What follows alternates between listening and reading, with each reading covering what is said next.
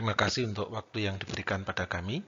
Dari Universitas Kristen Duta Wacana menyampaikan usulan kegiatan pengabdian masyarakat sebagai kegiatan bantuan pendanaan program penelitian kebijakan Merdeka Belajar Kampus Merdeka dan pengabdian masyarakat berbasis hasil penelitian PTS tahun 2021. Topik yang kami angkat dalam proposal pengabdian ini adalah budidaya dan pengelolaan bayam Brasil sebagai pilihan alternatif sayuran untuk peningkatan kesejahteraan dan pelestarian lingkungan masyarakat urban di Yogyakarta. Nah, tim pelaksana dari bayam Brasil ini adalah saya sendiri, Triaya Budiharso, Ibu Katarina Aprilia Aristanti, Bapak Kukuh Madianingrana, dan Bapak dan Daniel Pandapotan.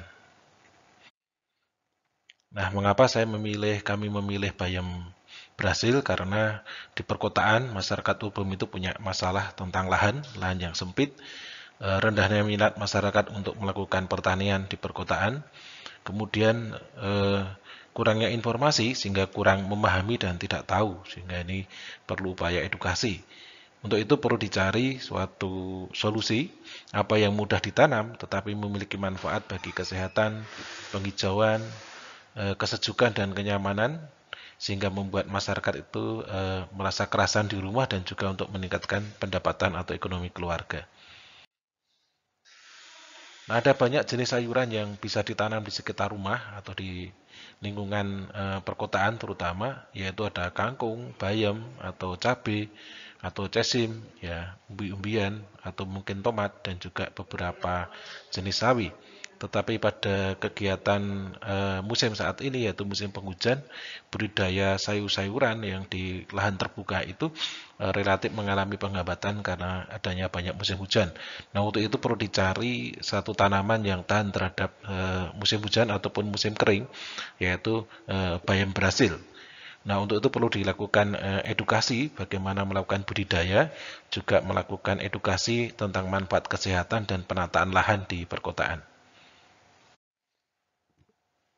Nah, mengapa bayam Brasil ini dipilih? Karena bayam Brasil ini tumbuh di daerah tropis atau subtropis, baik di tempat teduh ataupun terkena cahaya matahari penuh, memiliki toleransi terhadap pH yang asam sampai yang basa, terutama daerah perkotaan yang menggunakan irigasi menggunakan air pump yang seringkali airnya bersifat basa.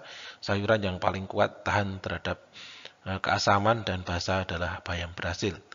Nah, rencana pelaksanaan budidaya ini akan dimulai dengan melakukan pembibitan. Jadi, bagaimana melakukan pembibitan bayam Brasil? Karena bayam Brasil memiliki keunikan bahwa bibit itu tidak diperoleh dari biji, tetapi melakukan stek batang yang belum banyak dimengerti oleh masyarakat, sehingga perlu pelatihan mulai dari proses pembibitan.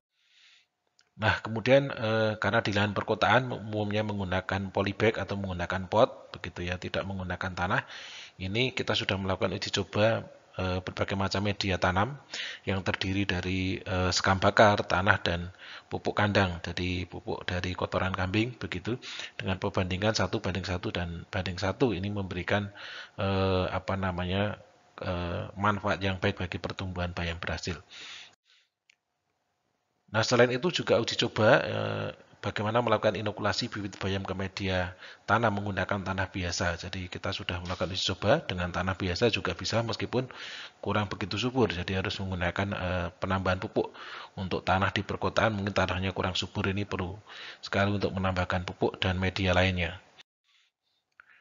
Nah, ini uji coba tanaman bayam Brasil di sekitar rumah di perkotaan. Ini lahan yang kosong dengan tanah yang cukup berbatu dengan penambahan sekam. Penambahan sekam ini akan memberikan aerasi dan drainasi yang baik sehingga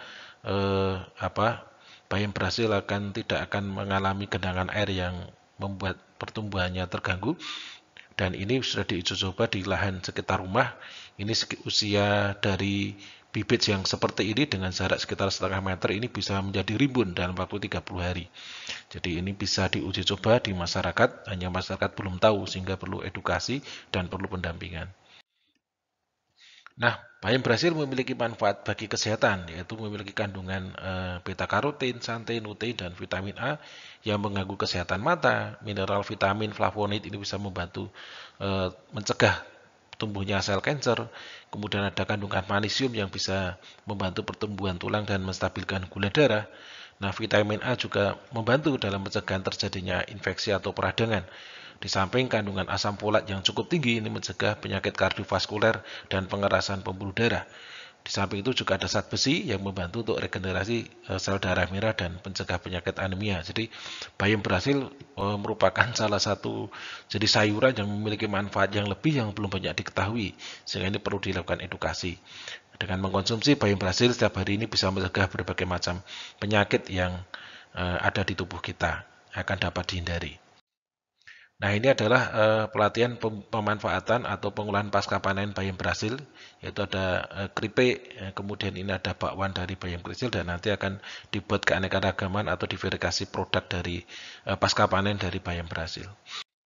Nah, selain itu juga akan dilakukan edukasi dan juga pendampingan dan penataan lahan, sehingga pemanfaatan lahan yang sempit itu tidak hanya untuk budidaya saja, tetapi juga untuk meningkatkan keindahan dan pelestarian lingkungan. Jadi bagaimana lingkungan itu menjadi cantik dengan budidaya bayam Brasil, dengan membuat nanti pot-pot atau yang berwarna-warni di lahan, misalnya ini di tembok atau mungkin di ujung-ujung lorong-lorong dengan menggunakan media tanam dan menggunakan hidroponik.